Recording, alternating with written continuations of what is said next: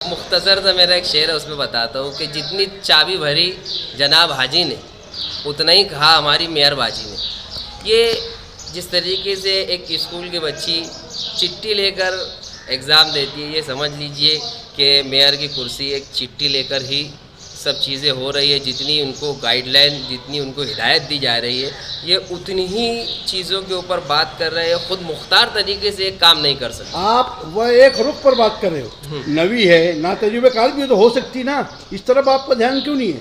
आप सीधा अटैक कर दे रहे हो, ये थोड़ा वक्त दिया जाए।